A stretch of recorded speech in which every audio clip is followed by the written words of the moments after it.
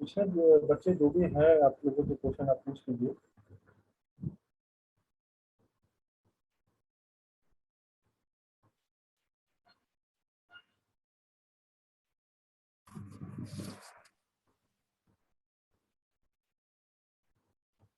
Hello. हाँ जी, बोलिए।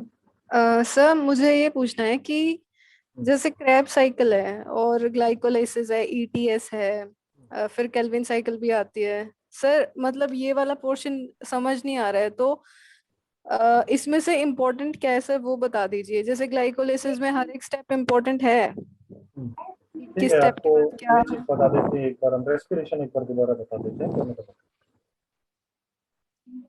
Sir मैं ये भी पूछ रही हूँ कि मतलब हर स्टेप इम्पोर्टेंट है नहीं ग्लाइकोलाइसिस नहीं साइकिल नहीं, का। हर स्टेप इम्पोर्टेंट नहीं है। अभी मैं आपको तीनों साइकिल्स में, रेस्पिरेशन में जो तीनों साइकिल है उसमें क्या क्या जी। इंपॉर्टेंट क्वेश्चन आपको पूछ सकते हैं, मैं वही डिस्कस कर लेता हूँ अभी आपसे।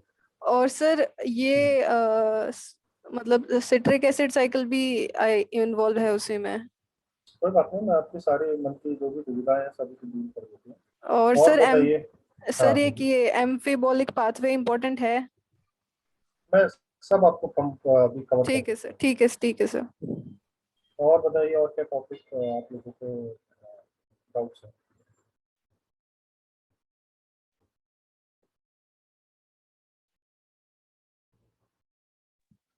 सर फोटोसिंथेसिस 1 एंड फोटोसिंथेसिस 2 में जो इम्पोर्टेंट है वो बता देना सर। ठीक है जी, PS1 PS2 भी आपको बता देंगे। और बोलिए।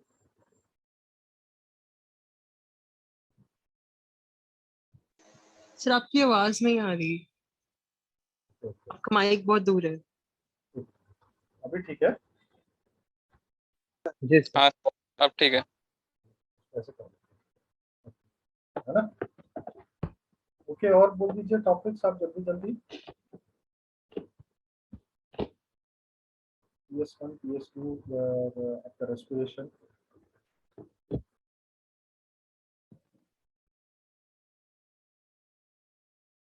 चलो फिलहाल मैं ये दो चीजें शुरू कर रहा हूँ, पहले रेस्पिरेशन शुरू कर देता हूँ, ठीक है ना, ताकि आप लोगों को रेस्पिरेशन को लेकर डाउट्स क्लियर हो जाए। एक मिनट, मेरे स्क्रीन में शेयर कर रहा हूँ, जस्ट अ सेकंड। ये स्क्रीन अभी सब स्क्रीन सब लोगों को दिख रहा है? Yes sir. ठीक है। रेस्पिरेशन क्या प्रोसेस है, पहले मुझे कोई बताएगा थोड़ा सा, आप क्या समझते हैं रेस्पिरेशन का मतलब, व्हाट इज रेस्पिरेशन, क्या होता है रेस्पिरेशन में, थोड़ा बहुत किसी को आइडिया?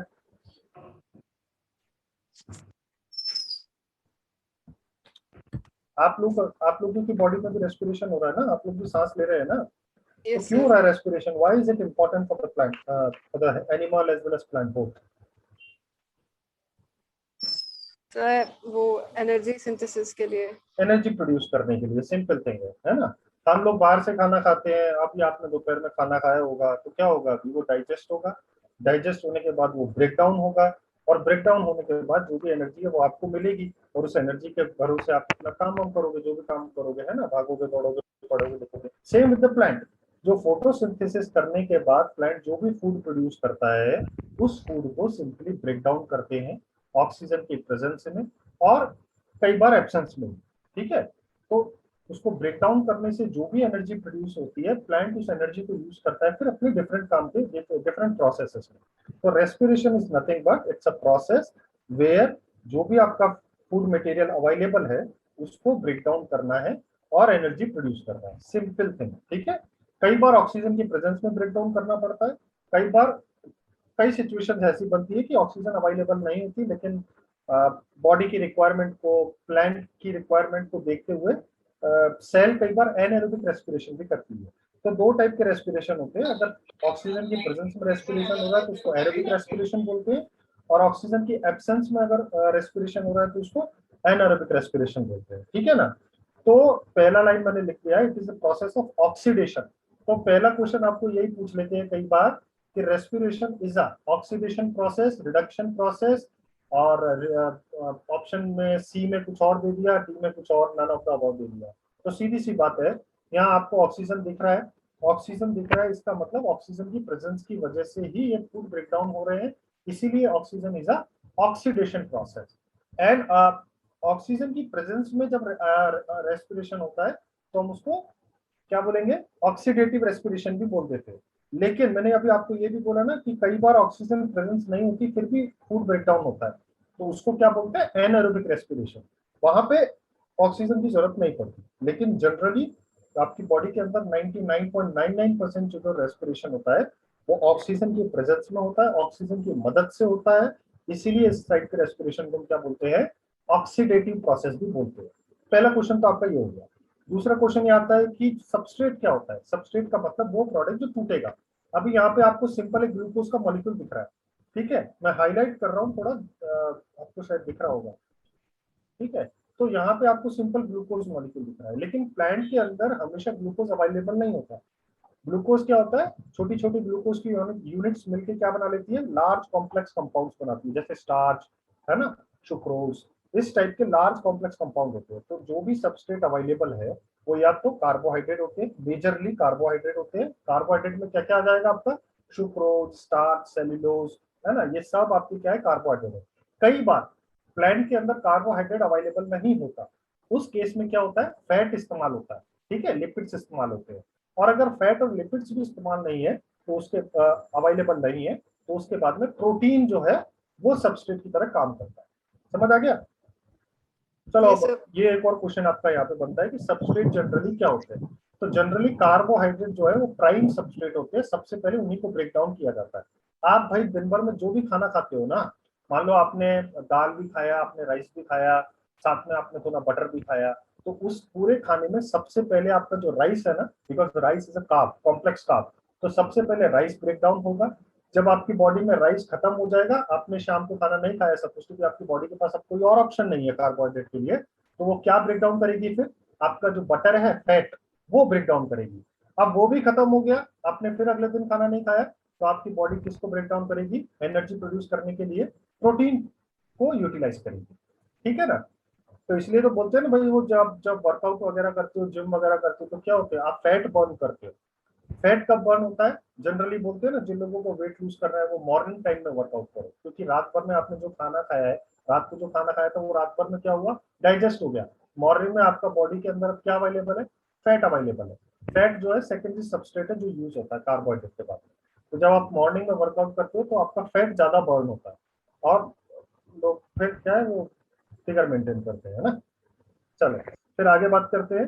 ये आपके दो क्वेश्चन हो गए। तीसरा क्वेश्चन इंपॉर्टेंट, कितना एटीपी प्रोड्यूस होता है। ये क्वेश्चन बहुत पूछते हैं और बहुत लोग बच्चे कंफ्यूज भी रहते हैं। कुछ लोग बोलते हैं 38 एटीपी, कुछ लोग बोलते हैं 36 एटीपी, 36, 38, है ना।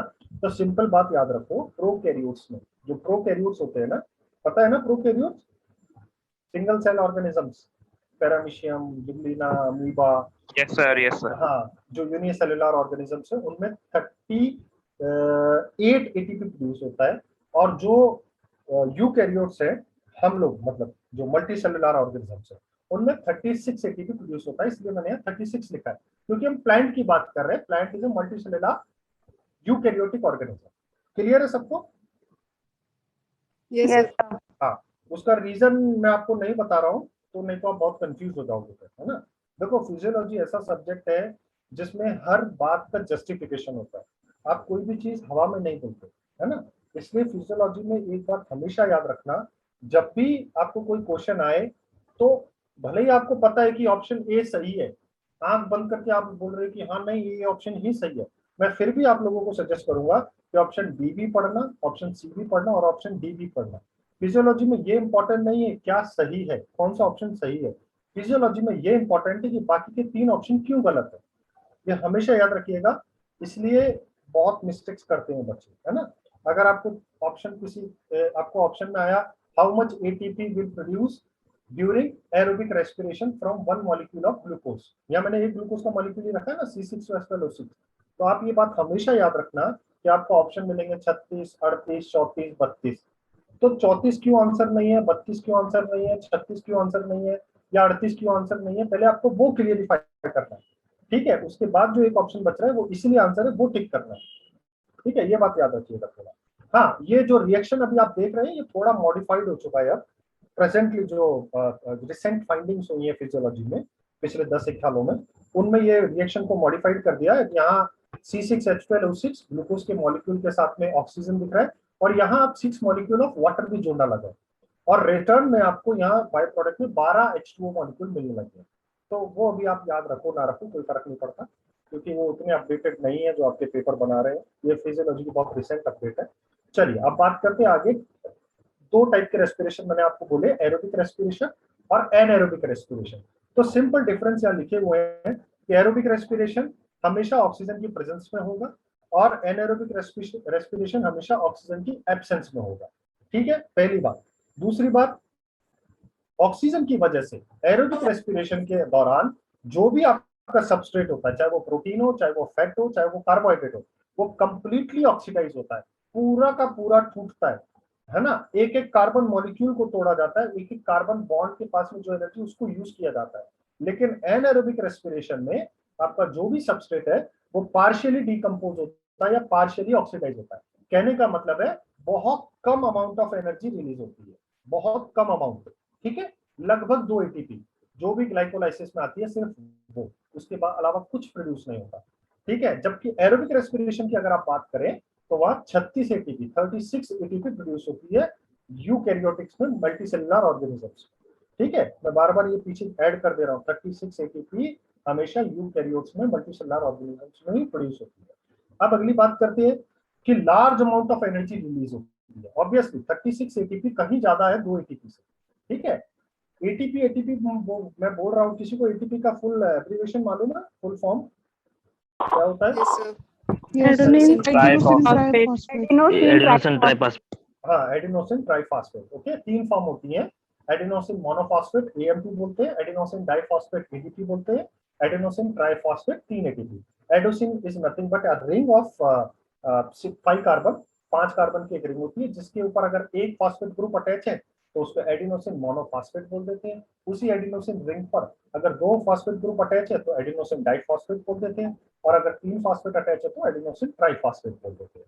एडिनोसिन ट्राइफॉस्फेट जो है, मतलब बोले तो हाईएस्ट एनर्जी कंटेनिंग स्टेट है, सबसे ज्यादा एनर्जी ATP के पास ही होती है, उससे कम ADP के पास और सबसे कम AMP के पास। ठीक है, अब एरोबिक रेस्पिरेशन जो है वो साइटोप्लाज्म में भी होता है और माइटोकॉन्ड्रिया में भी होता है, लेकिन एनारोबिक रेस्पिरेशन हमेशा याद रखना सिर्फ और सिर्फ साइटोप्लाज्म में होता है।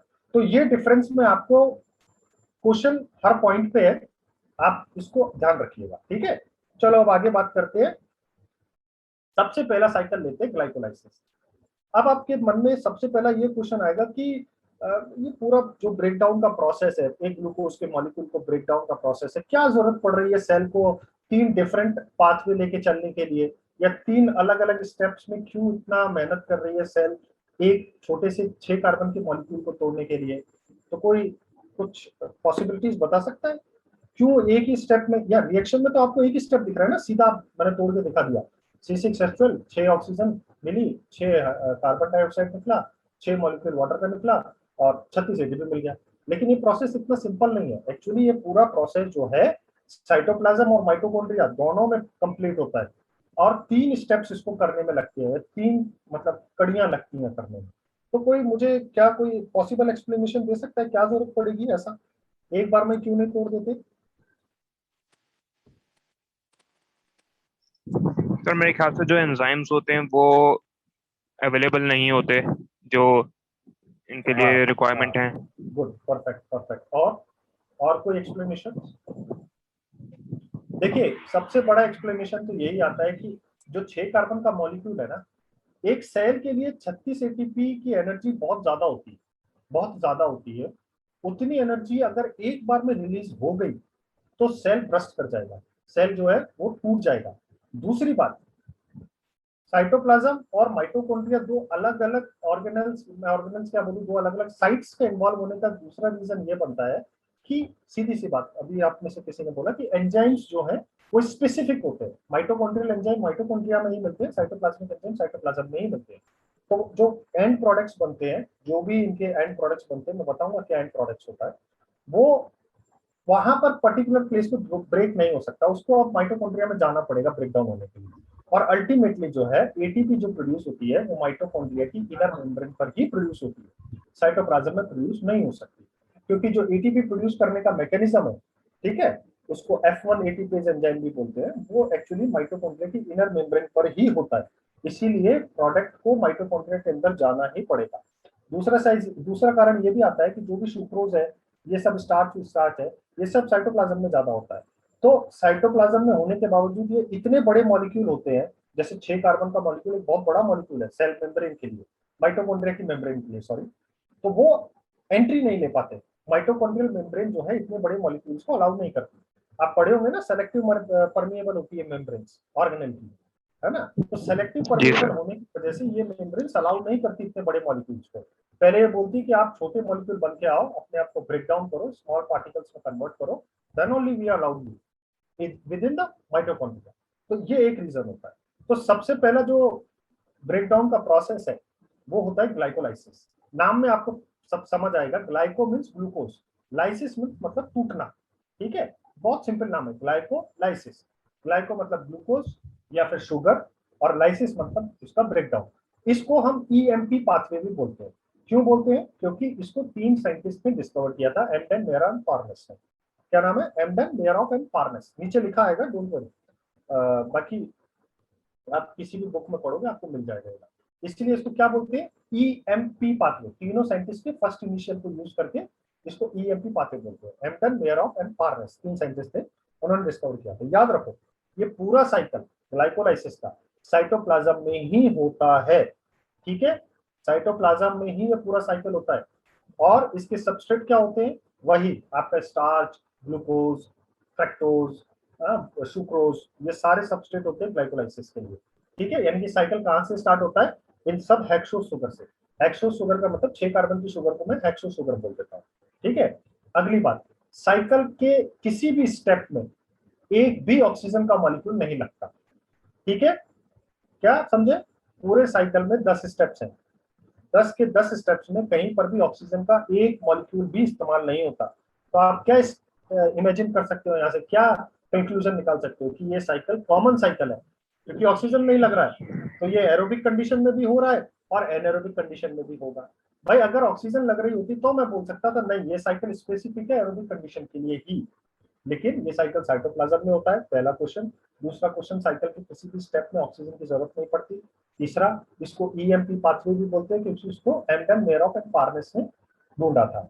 चौथा बात, इस साइकिल का सबस्ट्रेट क्या होगा? आपकी जो भी हेक्सोस शुगर है, ठीक है, चाहे वो स्टार्च हो, चाहे वो चाहे वो ग्लूकोज हो, चाहे वो फ्रक्टोज हो, कुछ भी हो, ठीक है। स्टार्च भी है ना, तो स्टार्च पहले एमाइलेज एंजाइम की मदद से टूटेगी, वो भी हेक्सोज या फ्रक्टोज या ग्लूकोज में कन्वर्ट होगी। सुक्रोज है तो वो भी इन्वर्टेज की मदद से टूटेगा, पहले ग्लूकोज या फ्रक्टोज में कन्वर्ट होगा, और फिर वो हेक्सोस शुगर जो है वो इस साइकिल में एंटर करती है, ठीक है। और साइकिल एरोबिक और एनारोबिक कंडीशन दोनों के लिए कॉमन होता है। चलिए आगे बात करें, यहाँ तक किसी को कोई issue? Yes sir. No sir. Yes sir. ठीक है, सर ये आपको, हाँ बोलिए। सर ये फिर एरोबिक रिएक्शन कैसे होगी सर? आपने बोला एरोबिक। बताएंगे। वेट, मैंने कहा ना, ग्लाइकोलाइसिस कॉमन पाथवे है एरोबिक कंडीशन के लिए भी और एनारोबिक कंडीशन के लिए भी। मैं आपको अभी सब एक्सप्लेन करता चलता हूँ, ठीक है।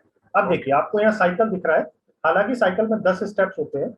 शुरू के 5 स्टेप को हम प्रिपरेटरी स्टेप बोलते हैं, लास्ट के 5 स्टेप्स को हम यील्डिंग स्टेप बोल दो या गेनिंग स्टेप बोल दो, कुछ भी बोल दो, कोई फर्क नहीं पड़ता, ठीक है। ये क्वेश्चन आपको नहीं पूछेंगे, वैसे जो मैंने अभी आपको इनिशियली 4 क्वेश्चन बोले वो पूछेंगे, और 2 क्वेश्चन और बोलूंगा वो बोलूंगा, पूछेंगे, ठीक है। तो आपको यहाँ दिख रहा होगा साइकिल सबसे पहले कहाँ से शुरू हो रहा है? ग्लूकोज से शुरू हो रहा है।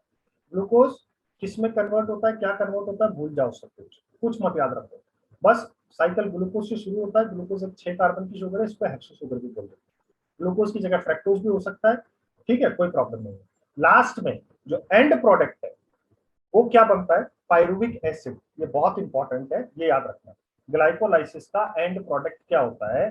ग्लाइकोलाइसिस के लास्ट में हमें क्या मिलता है? हमें मिलता है पायरुविक एसिड, जो कि 3 कार्बन का कंपाउंड है। साइकिल मैंने शुरू किया था 6 कार्बन के कंपाउंड से, तो मुझे बताओ पायरुविक एसिड के कितने मॉलिक्यूल मिलेंगे आपको? क्योंकि ये खुद 3 कार्बन का है, 2 मॉलिक्यूल मिलेंगे, सीधी सी बात, ठीक है। तो आपका, हाँ जी, तो कुछ बोल रहा था, चलो। तो पायरुविक एसिड के दो मॉलिक्यूल मिलते हैं, साइकिल 6 कार्बन के ग्लूकोज से शुरू होता है। साइकिल के दौरान दो एटीपी प्रोड्यूस, एक्चुअली में 4 एटीपी प्रोड्यूस होती है, लेकिन मैंने आपको बोला इनिशियली जो 5 स्टेप्स है वो प्रिपरेटरी स्टेप्स होते हैं, वहां पर 2 एटीपी कंज्यूम हो जाती है, यूज कर ली जाती है ना। तो टोटल 4 एटीपी प्रोड्यूस होती है, लेकिन 2 इस्तेमाल कर ली जाती है, तो नेट गेन कितना बोलते हैं, 2 एटीपी का। समझ आ गया सबको? ग्रॉस एटीपी पूछेंगे आपको एग्जाम में, ग्रॉस मतलब होता है टोटल, तो ग्रॉस एटीपी प्रोडक्शन 4 एटीपी का होता है और नेट एटीपी प्रोडक्शन 2 एटीपी का होता है, क्योंकि 2 एटीपी कंज्यूम कर ली जाती है इनिशियल 2 स्टेप्स में, ठीक है। साथ में 2 NADH भी प्रोड्यूस होती है, ठीक है।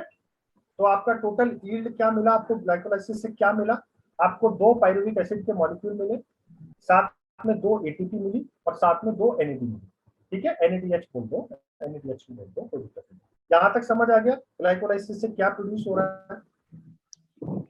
Yes sir. सर ये स्टेप्स भी याद करने पड़ेंगे कि कौन सी जगह क्या प्रोड्यूस होता है? कोई जरूरत नहीं है याद करने की, कुछ भी याद करने की जरूरत नहीं है, कोई स्टेप याद रखने की जरूरत नहीं है। आप कोई ICR JRF फिजियोलॉजी एग्जाम नहीं लिख रहे हैं, कोई आप ICR SRF फिजियोलॉजी एग्जाम नहीं लिख रहे हैं, आप FCI का एग्जाम लिख रहे हैं, बहुत बेसिक क्वेश्चन आपको पूछे गए, ठीक है। Okay. और अगर आपको स्टेप्स पूछ लिए भाई साहब, तो समझ लेना आपकी किस्मत बहुत खराब है, ठीक है। हाँ, या फिर कोई जो फिजियोलॉजी का पोर्शन जिसने सेट किया हो वो बड़ा गुस्से मूड में रहा होगा। चलिए, अब आपके पास क्या बन गया, पायरुविक एसिड।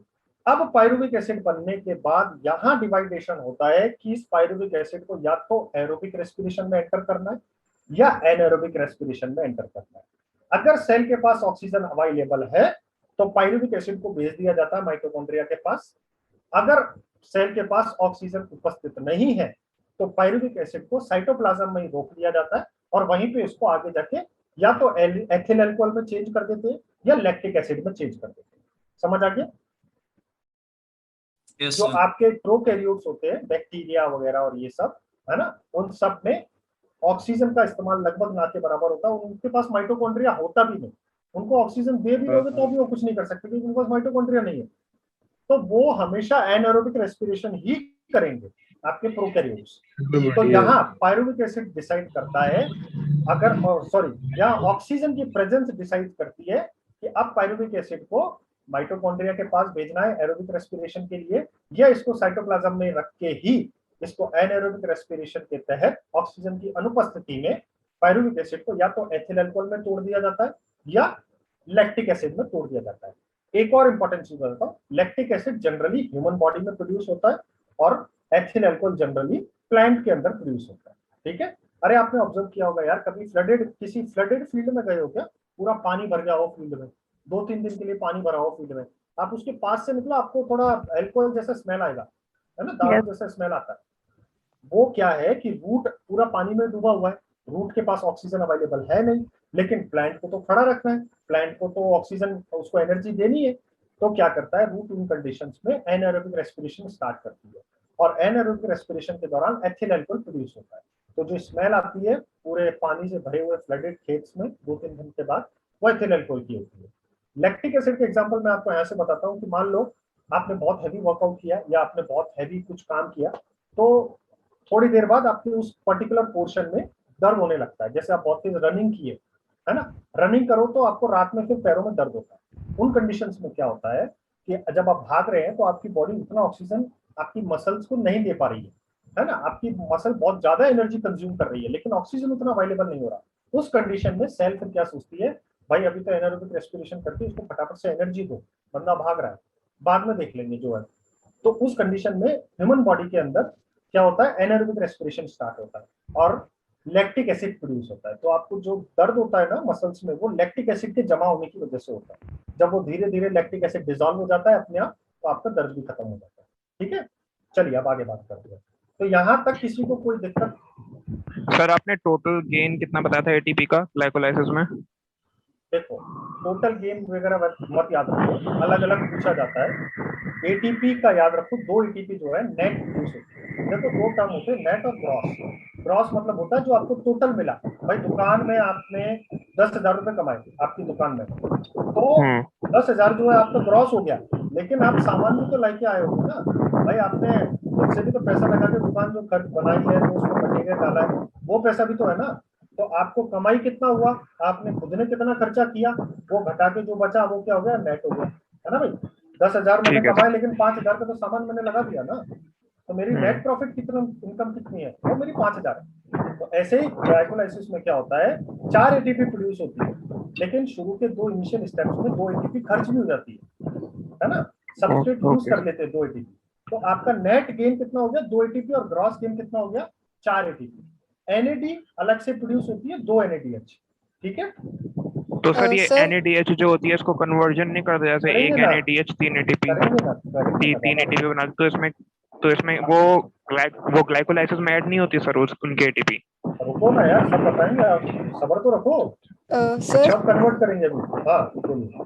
सर ये लैक्टिक एसिड फिर हम एनारोबिक कंसीडर करेंगे, एरोबिक कंसीडर करेंगे? एनारोबिक, ऑब्वियसली मैंने बोला ना, एनारोबिक रेस्पिरेशन के जो प्रोडक्ट बनते हैं वो बनते हैं लैक्टिक एसिड और इथाइल अल्कोहल, और एरोबिक रेस्पिरेशन के जो लास्ट में प्रोडक्ट बनेंगे वो बनेंगे वाटर और CO2 मॉलिक्यूल। आपको रिएक्शन ऊपर दिखाया ना मैंने, ठीक है सर। और एनर्जी साथ में, वो मैं बोलना भूल गया, ठीक है। फिलहाल के लिए अभी आप यही याद रखो, कन्वर्जन अभी करते हैं, ठीक है, पूरा हिसाब किताब लगाएंगे, 36 एटीपी पूरी की पूरी बनाएंगे, डोंट वरी, ठीक है। चलिए अभी यहां तक किसी को कोई दिक्कत? ये देखो, ये फर्मेंटेशन वाला प्रोसेस मैंने नीचे दिखा दिया है। यहाँ पायरुविक एसिड जो है इथेनॉल में कन्वर्ट हो रहा है और CO2 प्रोड्यूस कर रहा है, ठीक है। आपको वैसे तो एंजाइम याद रखने की जरूरत नहीं है, फिर भी याद रख लो तो कोई दिक्कत नहीं है। डी कार्बोक्सिलेज क्योंकि CO2 बाहर निकल रही है, और डी हाइड्रोजिनेज क्योंकि इसमें एनर्जी खर्च होती है, ठीक है। तो यहाँ पर कोई एटीपी प्रोड्यूस नहीं हो रही है, याद रखो। पायरुविक एसिड से जब आप एथिल अल्कोहल बना रहे हो या लैक्टिक एसिड बना रहे हो, कोई भी एनर्जी आपको नहीं मिलती। तो सीधी सी बात, मैंने आपको पहले बोला ना कि भाई 2 एटीपी ही प्रोड्यूस हो पाती है एनारोबिक रेस्पिरेशन कंडीशन में, और ये 2 एटीपी कहां से आई थी, ग्लाइकोलाइसिस से, वही 2 एटीपी बस रह जाती है, ठीक है।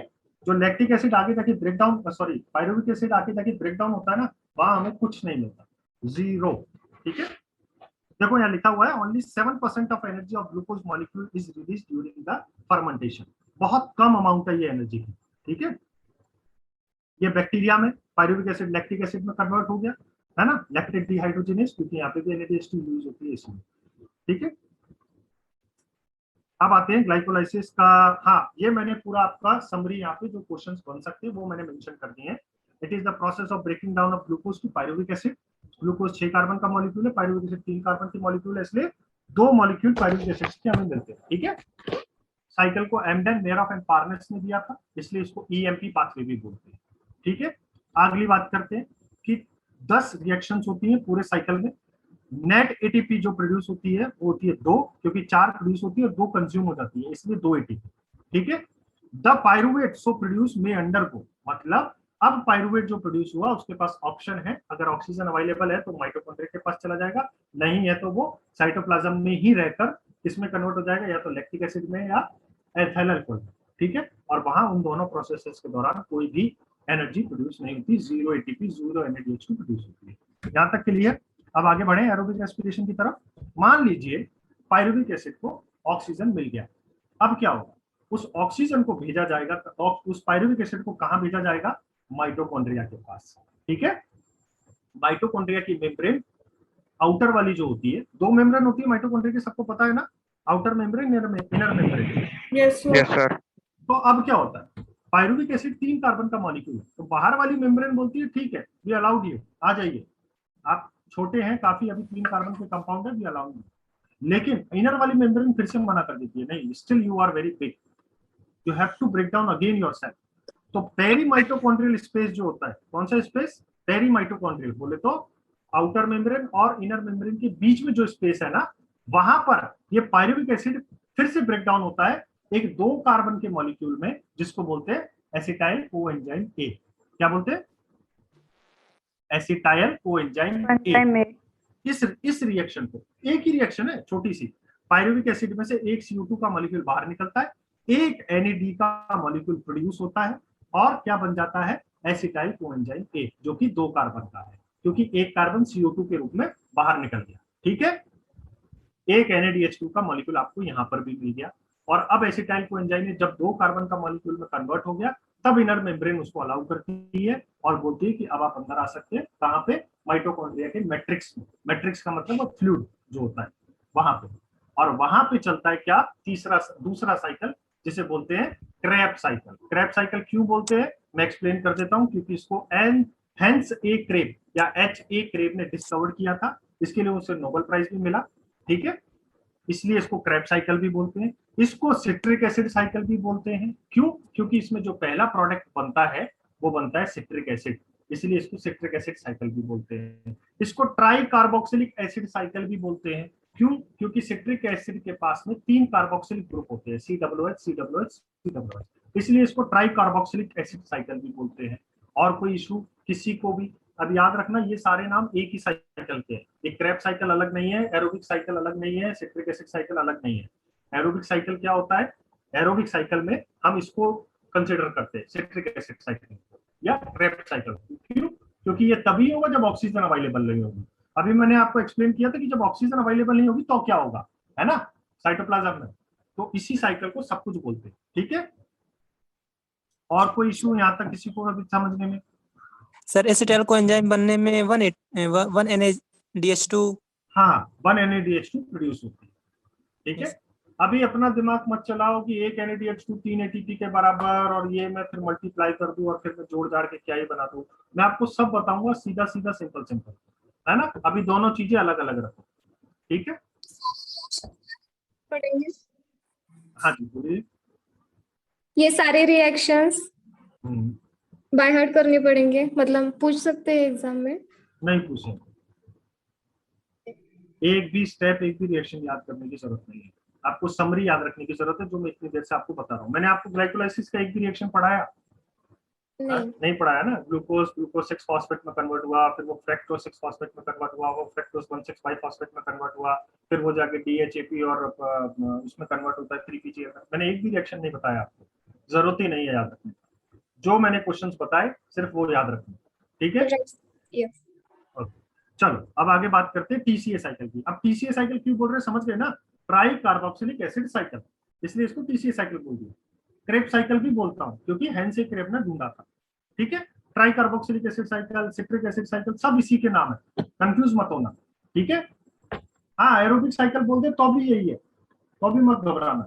वैसे ये एरोबिक साइकिल टर्म यूज करना बिल्कुल ठीक नहीं है, बट नॉन फिजियोलॉजिस्ट जो होते हैं वो लोग बना लेते हैं अपने हिसाब से। अच्छा ये साइकिल मैंने आपको क्या बताया, कहाँ से स्टार्ट होगा बताओ। अभी मैंने आपको बताया पेरी माइटोकॉन्ड्रियल स्पेस में, जो बीच की स्पेस है दोनों मेम्ब्रेन की स्पेस में, पायरुविक एसिड किसमें कन्वर्ट हो चुका है, एसिटाइल कोएंजाइम ए में। अब ये एसिटाइल कोएंजाइम ने इनर मेम्ब्रेन को भी पार करके मैट्रिक्स में आ गया, और acetyl coenzyme A he cycle को शुरू करता है। तो एसिटाइल कोएंजाइम में क्या हो गया, इस रिएक्शन का सबस्ट्रेट हो गया, इस पूरे साइकिल का सबस्ट्रेट हो गया, समझ आ गया। ग्लाइकोलाइसिस का सबस्ट्रेट क्या था, ग्लूकोज। हाँ ग्लूकोज, कोई भी एक्स्ट्रा शुगर, ग्लूकोज मत बोलो क्योंकि फ्रैक्टोज भी यूज होता है, कोई बहुत बड़ी बात नहीं है, और भी बहुत सारे शुगर्स यूज होते हैं, तो हेक्सो शुगर बोलो ज्यादा परफेक्ट लगता है, ठीक है। इसका क्या है सबस्ट्रेट, एसिटाइल कोएंजाइम। तो पहला क्वेश्चन यही बन गया कि TCA साइकिल किससे स्टार्ट होता है, या फिर TCA साइकिल का सबस्ट्रेट क्या होता है, ठीक है। 2 कार्बन का एक प्रोडक्ट जो कि होता है एसिटाइल कोएंजाइम ए, ठीक है, समझ गए। अब एसिटाइल कोएंजाइम में 2 कार्बन का है, इसके साथ ऑक्सैलो एसिटिक एसिड जो एक 4 कार्बन का है वो जुड़ता है, 4 और 2 कार्बन मिलकर 6 कार्बन बनाते हैं, और 6 कार्बन का पहला स्टेबल प्रोडक्ट या पहला प्रोडक्ट जो बनता है वो होता है सिट्रिक एसिड। क्या होता है, सिट्रिक एसिड, इसीलिए इसको सिट्रिक एसिड साइकिल भी बोलते हैं। सिट्रिक एसिड के पास 3 कार्बोक्सिलिक ग्रुप होते हैं, इसलिए इसको ट्राई कार्बोक्सिलिक ग्रुप भी बोलते हैं। आगे कुछ याद रखने की जरूरत नहीं है साइकिल में क्या होता है, ठीक है। सर एक बार और रिपीट कर दीजिए ना थोड़ा सा। कौन सी चीज रिपीट करनी है बोलो सर ये एसिटाइल, देखो एसिटाइल कोएंजाइम में क्या है, 2 कार्बन का है, नीचे साइकिल है क्या, हाँ ये देखो, ये एसिटाइल कोएंजाइम में आपको दिख रहा है, छोटा है इमेज, मैं थोड़ा बड़ा करता हूँ 1 मिनट। ये सर बड़ा कर दीजिए। दिख रहा है भाई, हाँ सर दिख रहा है। ये एसिटाइल कोएंजाइम में लिखा दिख रहा है, नीचे 2 कार्बन लिखे दिख रहे हैं, ये 2 कार्बन का प्रोडक्ट है। ये जो रिएक्शन आपकी यहाँ पे हो रही है ना, ये पेरी माइटोकॉन्ड्रियल स्पेस में हो रही है। पायरुवेट है, पायरुवेट 3 कार्बन का था, एक CO2 मॉलिक्यूल बाहर निकला, एक NADH बनी, और ये 2 कार्बन के एक प्रोडक्ट में कन्वर्ट हो गया एसिटाइल कोएंजाइम ए में, ठीक है। इसके साथ में यहाँ देखो ये एसिटाइल कोएंजाइम में आया, और ये ऑक्सैलो एसिटिक एसिड आया 4 कार्बन का, ये दोनों मिलकर 6 कार्बन का एक प्रोडक्ट बना रहे हैं सिट्रिक एसिड, दिख रहा है ये रहा। Yes sir. बस यही स्टेबल प्रोडक्ट है, इसीलिए इसको सिट्रिक एसिड साइकिल बोलते हैं। ठीक है, ओके आगे कुछ याद रखने की जरूरत नहीं, लेकिन साइकिल का एंड प्रोडक्ट क्या होगा वो आप मुझे बताएंगे। चलो साइकिल आपके सामने है, बता दो एंड प्रोडक्ट क्या है। ऑक्सैलो एसिटिक एसिड हाँ एंड होगा। प्रोडक्ट है भाई ऑक्सैलो एसिटिक एसिड, तो फिर एसिटाइल कोएंजाइम से मिलकर आगे चल रहा है CO2 और perfect answer. CO2 and H2O is the ultimate product of citric acid cycle। आपके 6 कार्बन की शुगर जो आप ग्लूकोज से लेके चले थे वो यहाँ आके पूरी तरह टूट गई है, पूरी तरह खत्म हो गई है। आप पूछोगे सर कैसे? देखो भाई, ये 2 कार्बन लेके चला था ना मैं, एक CO2 मैंने यहाँ निकाल दिया, लॉस्ट, अगला कार्बन मैंने, ये साइकिल को थोड़ा नीचे करते हैं, दूसरा CO2 मैंने नेक्स्ट स्टेप निकाल दिया, बात खत्म। ये 4 कार्बन का जो ऑक्सैलो एसिटिक एसिड आपको दिख रहा है ना, ये सिर्फ रीजनरेशन के काम आता है। कहने का मतलब साइकिल को कंटिन्यूअसली चलाते रहने के लिए काम आता है। आपका 2 कार्बन का एसिटाइल कोएंजाइम है, यहाँ आते आते खत्म हो चुका है, 2 CO2 मॉलिक्यूल बाहर निकलते हैं। ठीक है, आगे जो भी रिएक्शन हो रही है वो सिर्फ और सिर्फ इस साइकिल को कंटिन्यूअसली रन करने के लिए हो रही है, इनको रीजनरेशन रिएक्शंस भी बोल देते हैं। ठीक है, हमेशा याद रखना साइकिल का एंड प्रोडक्ट CO2 और H2O ही होती है। ठीक है, यहां पर यही पॉसिबल क्वेश्चंस बनते हैं। अब मैं आपको ATP और NADH2 का हिसाब किताब बता देता हूं। चलो इस सिट्रिक एसिड साइकिल में, हाँ ये देखो, यहाँ पूरा मैंने आपको एक उसमें बता दिया है ओवरऑल रिएक्शन।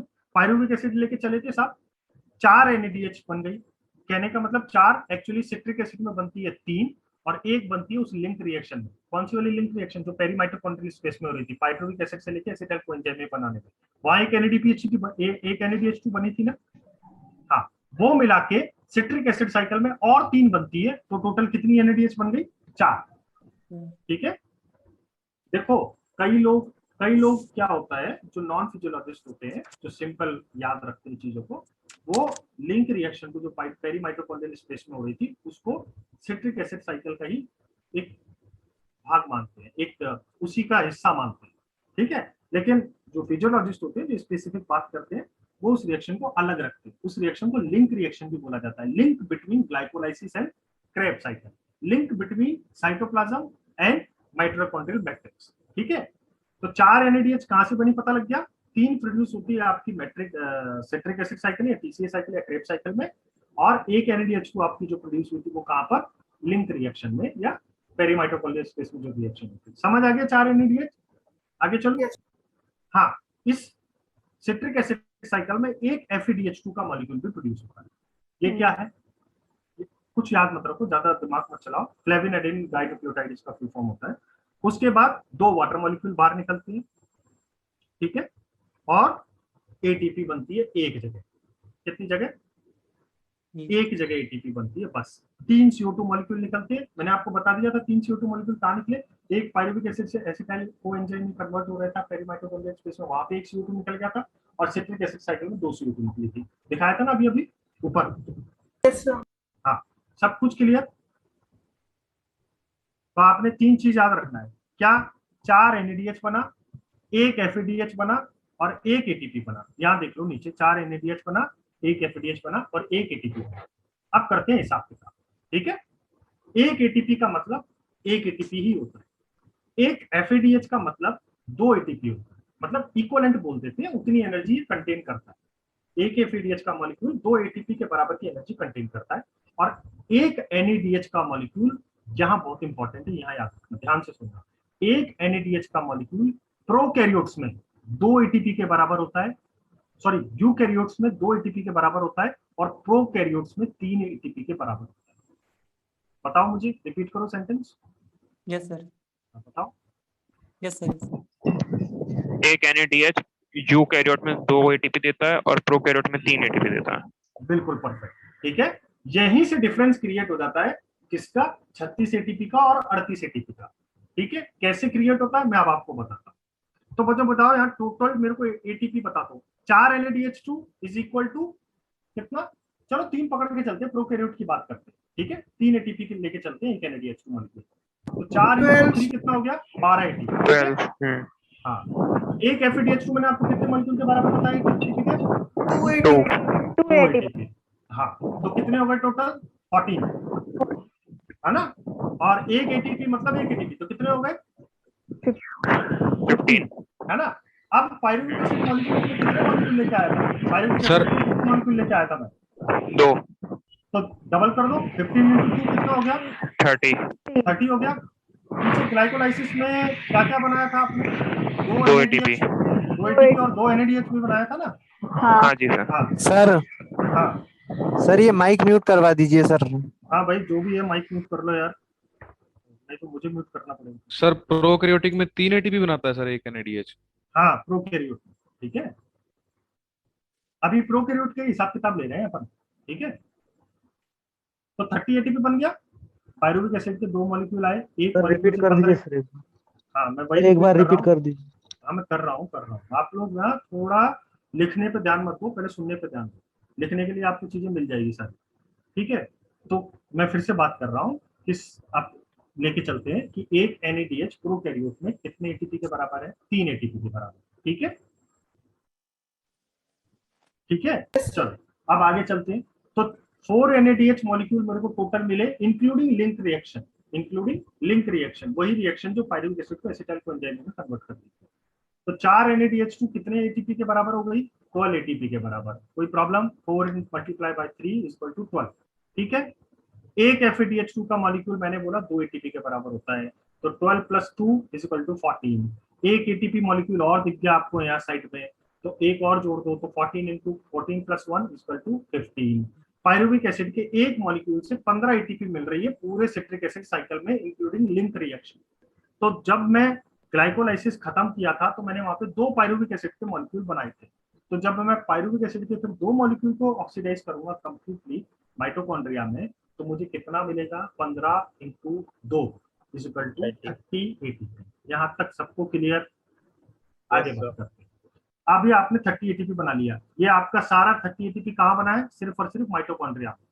चलो बाहर की बात करते हैं, साइटोप्लाज्म में चलती ग्लाइकोलाइसिस की। वहां क्या बना था? 2 ATP और 2 NADH2, ठीक है। तो 2 ATP और 30 में जोड़ोगे तो कितनी हो गई? 32, है ना।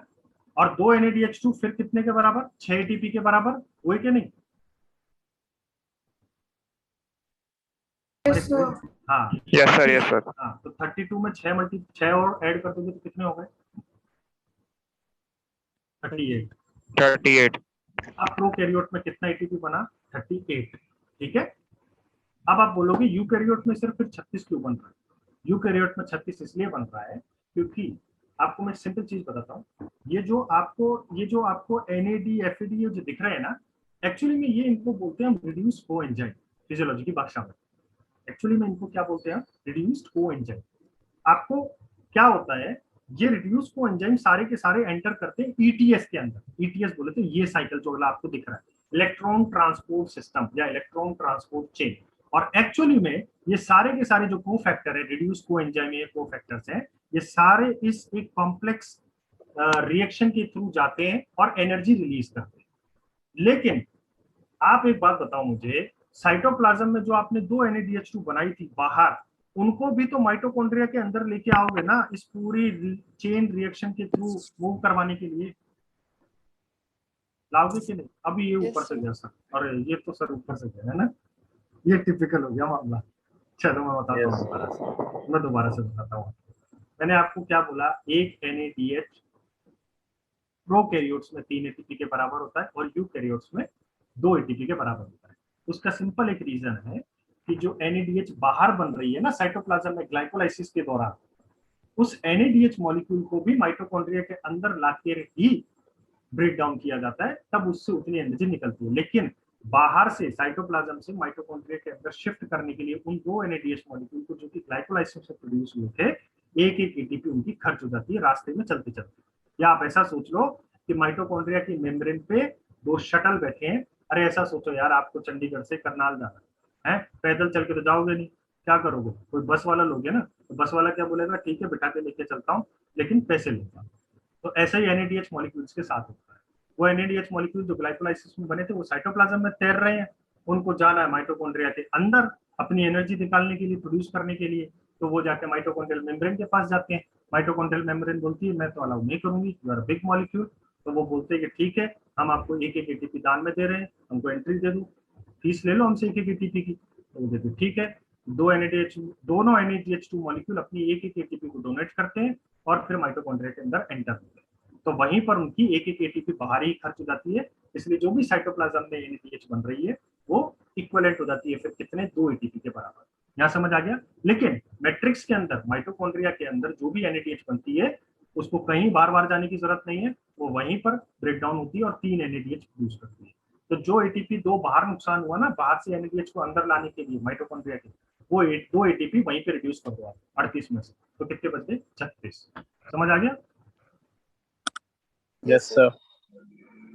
बस इतना सा याद रखो, इसलिए बोल रहा था कॉम्प्लेक्स हो जाती हैं चीजें फिजियोलॉजी में, आप सीधा याद रखो 36 और 38, बस हो गया। सर अगर वैसे कैलकुलेट करें जैसे आपने बताया था कि 4 NADH बने और एक FADH, तो सबको अगर सर उसमें तो कम आ रहा है, 36 नहीं आ रहा है ऐसे तो।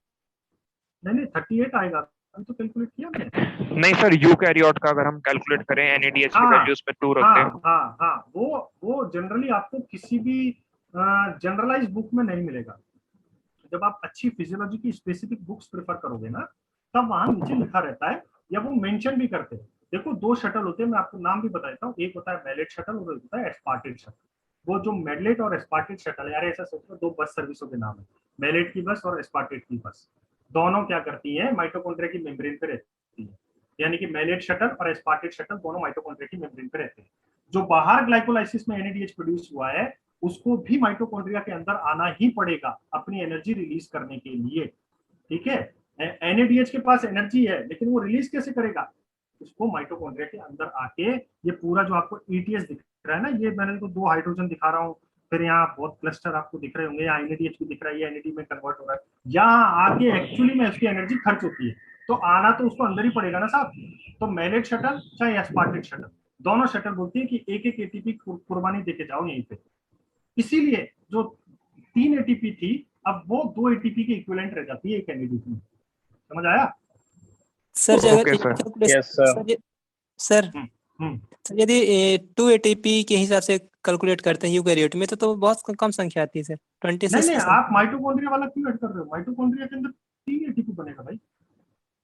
अरे देखो यहाँ 4 × 3 कितना हुआ, 12 हुआ, 4 × 3, मैं यहाँ 3 मल्टीप्लाई कर रहा हूँ, ठीक है, 12 + 2 एक FAD का 2 एटीपी कितना हो गया, 12 + 2 14, एक ATP plus 15, 2 molecule pyruvic acid क्या है, एक मॉलिक्यूल से 15 एटीपी बना, तो 2 मॉलिक्यूल से कितना बना, 30 बनाना, 30 एटीपी। ग्लाइकोलाइसिस में आप 2 एटीपी अंदर ले लो, 2 एटीपी को अंदर आने के लिए कोई प्रॉब्लम नहीं होती, वो पूरा का पूरा अंदर आती है, तो 2 एटीपी और ऐड हो गई, कितना, 32। ठीक है, अब बाहर की NADH2 जो अंदर आ रही है, होना तो उसे 3 एटीपी के बराबर चाहिए, लेकिन जो ग्लाइकोलाइसिस में साइटोप्लाज्म से जो NAD अंदर आ रही है वो 2 एटीपी के इक्विवेलेंट है, तो 2 मॉलिक्यूल NADH2 के कितने एटीपी के इक्विवेलेंट हुए, 4 एटीपी के, तो 32 में जब 4 ऐड करोगे तो 36 हुआ ना। मतलब सर प्रोकैरियोट में एंटर कर जाती है, यूकैरियोट में उसको एनर्जी लॉस करनी पड़ती है। प्रोकैरियोट में भैया माइटोकॉन्ड्रिया होता ही नहीं ना, तो कहाँ एंटर करना है उसको, कहीं एंटर नहीं करना, वो तो 3 एटीपी के बराबर ही प्रोड्यूस करती है। प्रोकैरियोट्स में ETS होता ही नहीं है, इलेक्ट्रॉन ट्रांसपोर्ट सिस्टम की जरूरत ही नहीं पड़ती वहां क्या होता है, जो प्रोकैरियोट्स की इनर मेम्ब्रेन होती है वही थोड़ा अंदर की तरफ फोल्ड हो जाती है, वही रेस्पिरेटरी ऑर्गन होता है, माइटोकॉन्ड्रिया वगैरह वहां कुछ नहीं होता, उसको मीजोसोम बोलते हैं माइटोकॉन्ड्रिया प्रोकैरियोट्स में। ठीक है, इसीलिए वहां पूरा इसलिए वहां पे पूरा NADH 3 एटीपी के इक्विवेलेंट होता है, लेकिन यहाँ ग्लाइकोलाइसिस से जो NAD है उसको अंदर शिफ्ट करने के लिए, माइटोकॉन्ड्रिया में लाने के लिए 2 एटीपी का दान देना पड़ता है। हाँ सर, ये इलेक्ट्रॉन ट्रांसपोर्ट सिस्टम, मैं अब इलेक्ट्रॉन ट्रांसपोर्ट सिस्टम भी बताऊंगा, और अब इसमें आगे और दिमाग मत चलाना, सीधा सट याद रख लो, हालांकि मैंने आपको याद बता दिया है एस्टिमेशन कैसे आता है सब कुछ, लेकिन फिर भी मैं बोलूंगा 36 और 38 याद, प्रोकैरियोट में 38, यूकैरियोट में 36। ठीक है, कंफ्यूज हो जाओगे, पगला जाओगे। सर एग्जाम में ये क्रेब्स साइकिल और लिंकेज रिएक्शन है वो सेपरेट आएगी ना, वैसे आ सकता है? ऐसा मुझे नहीं पता यार, देखो सेपरेट देंगे कि नहीं देंगे, पर आपको तो मैंने बता दिया ना, तो सेपरेट दे तो ठीक, ना दे तो ठीक, आप तो कर सकते हो आराम से हिसाब किताब। वैसे तो सेपरेट नहीं देते, मतलब उसको मैंने बोला ना, बहुत सारे जो नॉन फिजियोलॉजिस्ट हैं वो लिंक रिएक्शन उसी का पार्ट समझते हैं, सिट्रिक एसिड साइकिल। ठीक है सर, ये सर जैसे अगर क्रेब्स साइकिल में पूछा जा सकता है कि NADH2 मतलब क्रेब्स साइकिल में कितनी बनती हैं, तो वहाँ अपन फिर फोर लिख सकते हैं, 3। एटीपी पूछेगा, NADH2 नहीं पूछेगा, डोंट वरी, तो बोल दो। और पूछ लेगा तो ऑप्शन 4 है तो 4 ही लगाना, ठीक है, 3 मत लगाना, क्योंकि मैंने बोला फिर से आपको, आपके एग्जाम में कोई बहुत स्पेशलिस्ट फिजियोलॉजिस्ट आके पेपर नहीं बनाएगा, ठीक है, तो वो उसको वहीं, वो भी तो यार किसी बुक में से ही पेपर बनाएगा ना, तो बुक्स में जो जनरलाइज बुक होती है ना आपकी, उनमें सिट्रिक एसिड साइकिल के अंदर ही लिंक रिएक्शन को इंक्लूड करके रखते हैं, ठीक है, वो तो आपको समझ आए इसलिए मैंने थोड़ा ओपन करके बता दिया। चलो, अब ये जो आप अगला देख रहे हो इसको बोलते हैं ETS, इलेक्ट्रॉन ट्रांसपोर्ट सिस्टम, या ETC, इलेक्ट्रॉन ट्रांसपोर्ट चेन। नाम में समझ आ रहा है क्या ट्रांसपोर्ट होगा? प्लीज म्यूट योरसेल्फ, जिसका भी अनम्यूट। हाँ, इलेक्ट्रॉन ट्रांसपोर्ट होगा। हाँ, ऑब्वियसली नाम से ही समझ आ रहा है इलेक्ट्रॉन ट्रांसपोर्ट होगा। अब ये इलेक्ट्रॉन कहाँ से आ गए भैया? ये जो आपको मैं दिखाता चल रहा हूँ ना, NAD, FAD, ये सब एक्चुअली में इलेक्ट्रॉन ही है। चीजें आपके लिए सरल हो जाएं इसलिए मैंने आपको ये NAD, FAD करके बता दिया, ठीक है। हर रिड्यूस को एंजाइम के पास में, इसको हम रिड्यूस को एंजाइम बोलते हैं, ठीक है। FAD, NAD, ATP, इन सबको क्या बोलते हैं हम? रिड्यूस को एंजाइम, ठीक है। यहाँ दिमाग मत लगाना, अभी मैं आपको बता दूंगा ETS में क्या क्वेश्चन आता है, मैं आपको समझाने के लिए बता रहा हूँ। समझ में आएगा तो अच्छी बात, नहीं आएगा तो अच्छी बात, और अच्छी बात, क्योंकि कंफ्यूज नहीं होते, ठीक है। तो अब इन सारे रिड्यूस को एंजाइम्स को क्या करते हैं, इनके पास जो भी इलेक्ट्रॉन है उन्हें लेकर क्या किया जाता है, एक चेन के थ्रू ट्रांसपोर्ट किया जाता है, जिस चेन के अंदर बहुत सारे साइटोक्रोम्स होते हैं, बहुत सारे सल्फर प्रोटीन्स होती हैं। ये FES लिखा है, ये मतलब क्या है? आयरन सल्फर कॉम्प्लेक्सेस है, ठीक है। इनका काम कुछ नहीं होता, सिर्फ और सिर्फ ये देखो, यहाँ NADH है, NADH से 2 हाइड्रोजन ले लिया, इन 2 हाइड्रोजन को अब घुमाया जा रहा है ऐसे डिफरेंट साइटोक्रोम से, उसी दौरान इनकी एनर्जी ले ली जाती है धीरे धीरे, ठीक है भाई। एक स्टेप यहाँ आया, मानो NADH से FAD की तरफ जाने की तरफ में, तो वहां थोड़ी सी एनर्जी निकली, वहां ATP बनाती है। फिर अगले स्टेप में जब साइटोक्रोम B से साइटोक्रोम C की तरफ जाते हैं, एनर्जी निकली, वहां एक ATP बना दिया। और एक लास्ट टर्मिनल स्टेप में जब साइटोक्रोम A3 से ऑक्सीजन के पास जाता है, तो वहां एक ATP बना दिया। इस साइकिल में टोटल 3 ATP बनती है, ठीक है। अब मैं आपको इसका डिटेल बताऊंगा, ठीक है। यहाँ पे सबस्ट्रेट क्या होगा? चलो बोलो, ETS में यहाँ पे सबस्ट्रेट होंगे आपके reduced coenzymes, NAD, FAD, ATP, ये सब, ठीक है। एंड प्रोडक्ट क्या होगा इसका? वाटर। क्या होगा? Water molecule. ये जो इलेक्ट्रॉन है ना, घूमने के बाद पूरी एनर्जी खर्च करने के बाद लास्ट में आके थक जाते हैं, ये हाफ ऑक्सीजन मॉलिक्यूल से जुड़ते हैं, हाइड्रोजन जुड़ती है, और क्या बन जाता है अल्टीमेटली? प्रोडक्ट हाइड्रोजन, ये वाटर। यहाँ दिखा रहा हूँ ना मैं आपको, स्क्रॉल पे देखो, ठीक है। अल्टीमेट इलेक्ट्रॉन एक्सेप्ट कौन करता है इसमें पूरे साइकिल में? कौन एक्सेप्ट कर रहा है इलेक्ट्रॉन? यहाँ बताइए मुझे देखकर। Oxygen, yes, oxygen is the ultimate electron acceptor. और रेस्पिरेशन, ये क्वेश्चन भी पूछा जाता है कि रेस्पिरेशन में अल्टीमेट इलेक्ट्रॉन एक्सेप्टर कौन होता है? इलेक्ट्रॉन को कौन एक्सेप्ट करता है लास्ट में जाके? ऑक्सीजन एक्सेप्ट करती है इलेक्ट्रॉन को, हाइड्रोजन साथ में मिलती है, और एक वाटर मॉलिक्यूल प्रोड्यूस होता है। तो ठीक है, समझ आ गया। CO2 आपने पहले ही निकाल दी, सिट्रिक एसिड साइकिल में दोनों काम खत्म कर दिया, अल्टीमेटली वाटर आपको यहाँ मिल गया। तो बाय आपका जो अब प्रोडक्ट बने रेस्पिरेशन की रिएक्शन में, CO2 प्लस H2O, वो कहाँ बने, कैसे बने, समझ आ गया। 36 ATP कहाँ निकली, वो भी समझ आ गया। क्लियर? सर एंड प्रोडक्ट क्या बताया? क्या एंड प्रोडक्ट क्या बताया? And product water molecule, water 36। ये ETS का एंड प्रोडक्ट बोल रहा हूँ मैं भी। पूरे ओवरऑल रिएक्शन का एंड प्रोडक्ट देखो तो CO2, H2 और 36 ATP।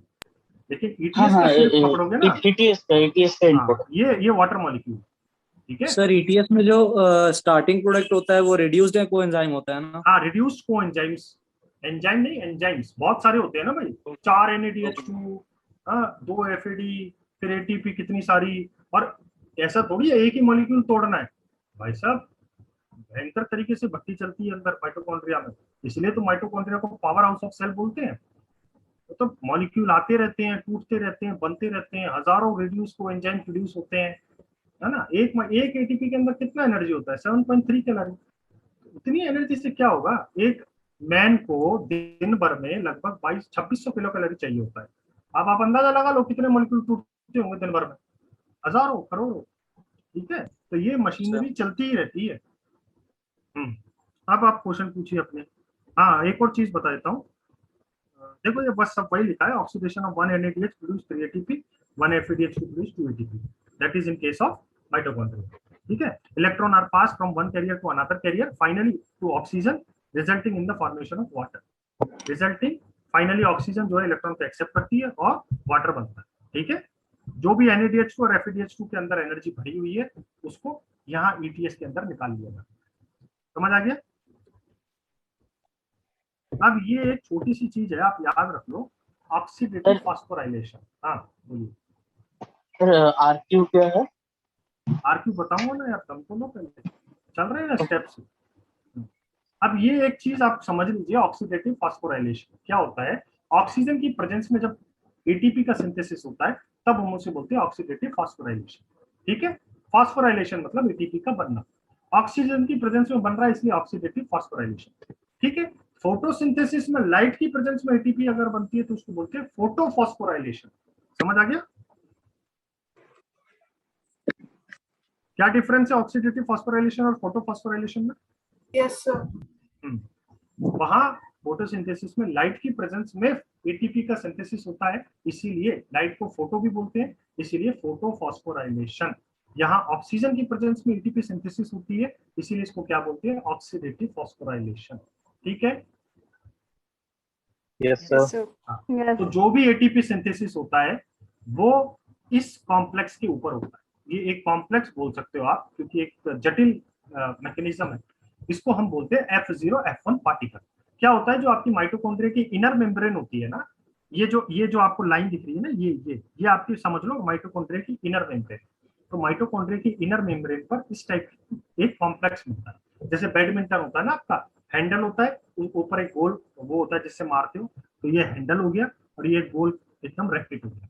ठीक है, तो इस टाइप की एक स्ट्रक्चर मिलती है जिसको बोलते हैं F0 F1 पार्टिकल। जो स्टॉक पोर्शन होता है ना, जो माइटोकॉन्ड्रिया की मेम्ब्रेन में धंसा हुआ होता है, अंदर चिपका हुआ होता है, उसको बोलते हैं F0 पोर्शन। और जो बाहर होता है गोल गुंबद जैसा, उसको बोलते हैं F1 पार्टिकल या F1 पोर्शन। ठीक है, ये जो आप पूरा कॉम्प्लेक्स देख रहे हैं, ये एक्चुअली में ATP सिंथेसिस के लिए जिम्मेदार होता है। ठीक है, इसीलिए इसको एटीपेज कॉम्प्लेक्स भी बोल देते हैं या एटीपेज सिंथेसिस भी बोल देते हैं, एटीपी सिंथेसिस भी बोलते हैं। ठीक है, यहाँ देखो, यहाँ से ATP ADP adenosine diphosphate phosphate का मॉलिक्यूल आया और इससे निकलते के साथ ही ATP भी बन गया। और डिटेल मत याद रखो। ठीक है, नाम याद रखना, F0 F1 पार्टिकल भी बोलते हैं, इनर मेम्ब्रेन की माइटोकॉन्ड्रिया पर होता है, ATP बनाने के लिए जिम्मेदार होता है, इसको ATP सिंथेस कॉम्प्लेक्स भी बोलते हैं। ठीक है, ये 3-4 चीजें समझ आ गया? समझ आ? अच्छा एक चीज बताओ, रेस्पिरेशन कब होता है? दिन में, रात में, सुबह, शाम, कब होता है? हम तो हर वक्त ही करते हैं सर। ये तो होता ही रहता है, 24 आवर्स चलता है। हर वक्त ही करते हैं रेस्पिरेशन। पक्का होता रहता है? Yes sir. दिन में कैसे होगा यार? दिन में तो फोटोसिंथेसिस होता है ना। नाइट में होता है। नाइट में होता है सर। नाइट में होता है, दिन में नहीं होता। सर दिन में भी होता है, ऐसा तो है नहीं कि उसको शुगर नहीं मिलती, तो शुगर मिलती रहती है और वो करता रहता है, वो तो अलग उसमें होता है। ये बात हमेशा याद रखना, बहुत सारे बच्चे, क्या मतलब, मैं तो बोलता हूँ PhD के स्टूडेंट्स भी कंफ्यूज रहते हैं। एक बार कोई एग्जाम था छत्तीसगढ़ में, RHU और पता नहीं क्या एग्जाम था, वो मेरे को आके पूछ रहे हैं, उसमें एग्रोनॉमिक्स था, एक PhD फाइनल ईयर का student, and is asking me, यार ब्रिज वो रेस्पिरेशन कब होता है, दिन में कि रात में पूरे दिन? मैंने कहा यार तू PhD कैसे कर लिया भाई है? मैंने कहा सर आप एक बात बताओ यार, आप सांस लेना बंद कर देते हो क्या दिन में? खाना खाते हो तब सांस लेना बंद कर देते हो क्या? How is it possible? Respiration is a universal process, हमेशा होता रहता है। ठीक है, सुबह शाम दिन रात हमेशा होता है। हाँ, लेकिन फिर ऐसा क्यों बोलते हैं कि यार रात के टाइम पेड़ के नीचे नहीं सोना चाहिए, ज्यादा CO2 रिलीज करता है प्लांट? सर तब फोटोसिंथेसिस नहीं होता ना। फोटोसिंथेसिस नहीं होता ना। हाँ परफेक्ट, तब फोटोसिंथेसिस नहीं होता। जनरली डे टाइम पे क्या होता है, जो भी रेस्पिरेशन में CO2 बाहर निकल रही है ना, वो वहीं की वहीं फोटोसिंथेसिस में यूज भी हो जाती है, क्योंकि फोटोसिंथेसिस में CO2 लगती है ना भाई। CO2 और H2O मिलके लाइट की प्रेजेंस में वाटर वो अपना फूड बनाती है। तो जो CO2 रेस्पिरेशन में निकली, वो CO2 वहीं की वहीं फोटोसिंथेसिस में यूज कर ली। लेकिन रात में फोटोसिंथेसिस हो नहीं रहा, तो सारा सिर्फ और सिर्फ CO2 निकल रहा है, ऑक्सीजन निकल नहीं रही। ऑक्सीजन कहाँ निकलती है, फोटोसिंथेसिस में निकलती है ना, इसलिए। चलो लेकिन RQ क्या कैक्टस में तो सर, लेकिन कैक्टस में तो रात को ऑक्सीजन निकलता है।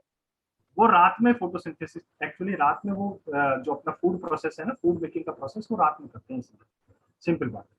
जो कैक्टस के प्लांट होते हैं ना, क्रेसुलेशन एसिड मेटाबॉलिज्म के प्लांट होते हैं, जैसे पाइनएप्पल ले लो, कैक्टाई ले लो, यूफोर्बिएसी फैमिली के प्लांट ले लो, ऑपुन्शिया ले लो, नागफनी जिसको आप बोलते हो, वो सब के सब क्या करते हैं, दिन के टाइम पे स्टोमेटा क्लोज रखते हैं, है ना, और रात के टाइम पे स्टोमेटा को ओपन करते हैं। तो जब रात को स्टोमेटा ओपन करते हैं ना, तो सारी CO2 अंदर ले लेते हैं, है ना, और फिर स्टोमेटा क्लोज कर लेते हैं। तो जो रात भर में उन्होंने CO2 इकट्ठी की है ना, उसको फिर वो आराम से यूज करके दिन भर फूड बनाते हैं, और ऑक्सीजन बाहर निकल नहीं पाती क्योंकि स्टोमेटा क्लोज है, ऐसा होता है। ठीक है, इसलिए तो बोलते हो रात को कुछ इंडोर प्लांट्स आते हैं, घर में रखो, वो CO2 एब्जॉर्ब कर देते हैं आपके रूम की। That is all belongs to cacti family, euphorbiaceae family. ठीक है, हाँ भाई, यहाँ तक समझ आ गया। अच्छा, एक और इम्पोर्टेंट चीज बता देता हूँ आपको। रेस्पिरेशन कैटाबॉलिक प्रोसेस है, एम्फीबॉलिक प्रोसेस या एनाबॉलिक प्रोसेस है। देखो तीनों का मतलब बता देता हूँ पहले। कैटाबॉलिक प्रोसेस वो प्रोसेस होती है जिसमें एक बड़ा सबस्ट्रेट टूटकर 2-3 छोटे या 10-12 छोटे प्रोडक्ट बना। कहने का मतलब सीधा, कैटाबॉलिक प्रोसेस में कोई एक बड़ा प्रोडक्ट टूटता है, किन्हीं 4-5-6 2-3 छोटे प्रोडक्ट्स में। एनाबॉलिक प्रोसेस का मतलब होता है कि 2 या 3 या 4 छोटे प्रोडक्ट मिलकर एक बड़ा प्रोडक्ट बना। और एम्फीबॉलिक प्रोसेस वो प्रोसेस होता है जिसमें दोनों रिएक्शंस हो, यानी कि कैटाबॉलिक रिएक्शन भी और एनाबॉलिक रिएक्शन भी अगर एक साथ हो रही है तो उसे फिर एम्फीबॉलिक प्रोसेस बोलते हैं। तो मुझे ये बताओ, रेस्पिरेशन क्या है, कैटाबॉलिक प्रोसेस है, एनाबॉलिक प्रोसेस है या amphibolic process? Catabolic and amphibolic. Amphibolic. हाँ ओके, मेरे को जवाब मिल गए। देखो, रेस्पिरेशन एक कैटाबॉलिक प्रोसेस है, ये आपको 99% बुक्स में लिखा हुआ मिलेगा, तो आप भी ऑप्शन कैटाबॉलिक ही लिखना, ठीक है। लेकिन अगर सिट्रिक एसिड साइकिल के बारे में पूछे स्पेसिफिकली कि सिट्रिक एसिड साइकिल कैसा प्रोसेस है, तो वो एक एनाबॉलिक प्रोसेस भी है, कैटाबॉलिक प्रोसेस भी है। कहने का मतलब वो एक एम्फीबॉलिक प्रोसेस है। अब आप लोग कैसे देखो, सिट्रिक एसिड साइकिल की रिएक्शंस के दौरान बहुत सारे इंटरमीडिएट जो प्रोडक्ट बनते हैं ना, जैसे ऑक्सैलो एसिटिक एसिड मैंने बताया आपको, सिट्रिक एसिड मैंने आपको बताया, ये सारे प्रोडक्ट क्या करते हैं कि दूसरे साइकिल्स में एंटर होते हैं प्लांट के अंदर और कुछ और प्रोडक्ट्स बनाते हैं। जैसे पायरुविक एसिड क्या, सिकिमिक एसिड जाके बनाता है, सिकिमिक एसिड क्या, सेकेंडरी मेटाबोलाइट प्रोड्यूस करने में काम आता है। ऐसी ऑक्सैलो एसिटिक एसिड क्या है, वो फोटोसिंथेसिस के टाइम पे वहां चला जाता है सेल के अंदर, और ऑक्सैलो एसिटिक एसिड के साथ CO2 मॉलिक्यूल मिलकर 4 कार्बन का पहला स्टेबल प्रोडक्ट मैलिक एसिड बनता है ना, C4 साइकिल इसीलिए बोलते हैं, क्योंकि उनमें पहला स्टेबल प्रोडक्ट 4 कार्बन का होता है। इसीलिए सिट्रिक एसिड साइकिल के बहुत सारे इंटरमीडिएट दूसरे कई और नए सब्सटेंसेस बनाने के काम आते हैं, इसीलिए सिट्रिक एसिड साइकिल को एम्फीबॉलिक प्रोसेस बोलते हैं। अब सिट्रिक एसिड साइकिल कहाँ हो रहा है, एक्चुअली हो तो रेस्पिरेशन में ही रहा है। तो होने कहने का अगर आप एक जस्टिफाइड वे में कहो ना, अगर एक बहुत स्पेसिफिक वे में, तो रेस्पिरेशन हाल एक्चुअल में एक एम्फीबॉलिक प्रोसेस ही है, जहां एक तरफ तो बड़ा प्रोडक्ट ग्लूकोज टूट रहा है 2 छोटे प्रोडक्ट CO2 और H2O में, वहीं दूसरी तरफ बहुत सारे जो इंटरमीडिएट्स बन रहे थे टूटने के दौरान, वो इंटरमीडिएट्स किन्हीं और प्रोडक्ट्स को भी सिंथेसाइज कर रहे हैं। लेकिन बहुत सारी बुक में ये नहीं लिखा होता, इसलिए रेस्पिरेशन को कैटाबॉलिक प्रोसेस ही आप लगाना, ठीक है। और फोटोसिंथेसिस एक एनाबॉलिक प्रोसेस है, क्योंकि वहां 2 छोटे मॉलिक्यूल CO2 और H2O मिलकर एक बड़ा प्रोसेस, बड़ा प्रोडक्ट ग्लूकोज मॉलिक्यूल बनाते हैं। समझ आ गया? देखो, इसलिए मैं बोल रहा हूँ आपको बार बार कि फिजियोलॉजी में ऑप्शन सारे पढ़ना, पहले 3 ऑप्शन को गलत करना, फिर अपना एक ऑप्शन जो आपका ठीक है उसको टिक करना। Physiology not an exclusive subject. जैसे एग्रोनॉमी में भाई गेहूं का साइंटिफिक नेम क्या है, गेहूं का साइंटिफिक नेम क्या है, ट्राइटिकम एस्टाइलम। हाँ, तो वो है तो है, उसमें आपको और कुछ ऑप्शन नहीं मिलेगा, वो आप आंख बंद करके लगा सकते हो। फिजियोलॉजी में ऐसा नहीं है ना। आप एक बात सोचो ना यार, प्लांट है वो, फिजियोलॉजी क्या है, प्लांट फिजियोलॉजी क्या है, हम वो सारे प्रोसेस को स्टडी करते हैं जो प्लांट के अंदर हो रहे हैं। वो मेटाबॉलिक प्रोसेस है, फिजियोलॉजिकल प्रोसेस है, प्लांट कैसे अपना फूड सिंथेसाइज करता है, कैसे ब्रेक डाउन करता है, किन कंडीशंस में क्या करता है। तो क्या आप एक बात बताओ, आप हर कंडीशन में एक जैसा ही बिहेवियर करते हो क्या? आपका बिहेवियर चेंज हो सकता है कंडीशंस के हिसाब से, आपकी टेंडेंसी चेंज हो सकती है कंडीशंस के हिसाब से। भाई आप फूड बना रहे थे, कहीं आपको जरूरत पड़ी तो आप फूड को बनाना बंद कर दिए। इसीलिए फिजियोलॉजी में कोई भी चीज एक्सक्लूसिव नहीं होती है ना, यूनिवर्सल एक कोई स्टेटमेंट नहीं होता। It depends on completely plant condition, plant की species, environmental condition, climatic condition, है ना। प्रोकैरियोट्स में अलग चीज चलती है, यूकैरियोट्स में अलग चीज चलती है, माइटोकॉन्ड्रिया में अलग कुछ चलता है, राइबोसोम में अलग कुछ चलता है। एक तरफ फोटोसिंथेसिस में CO2 बाहर यूज हो रही है, दूसरी तरफ रेस्पिरेशन में CO2 निकल रही है, तो वो वहां यूज हो रही है। प्लांट है, आप कितना स्टडी कर लोगे, आप कभी एक्सक्लूसिवली नहीं बोल सकते, है ना चीजें। इसलिए मैं बार बार बोल रहा हूँ क्वेश्चन को अच्छे से पढ़ना, ठीक है। नेट गेन पूछा है एटीपी का ग्लाइकोलाइसिस में, ग्रॉस गेन पूछा है ना। तो कहीं नेट आप आंख बंद करके 2 एटीपी चेप के आ जाओ, बाद में क्वेश्चन पढ़ो अरे यार ग्रॉस पूछा था, नेट थोड़ी पूछा था। ग्रॉस तो 4 बनती है, नेट 2 बनती है ना। इसलिए बोल रहा हूँ क्वेश्चन को बहुत आराम से पढ़ना।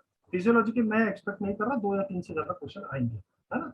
और 2 या 3 भी आ रहे हैं ना, ध्यान से पढ़ना, ठीक है।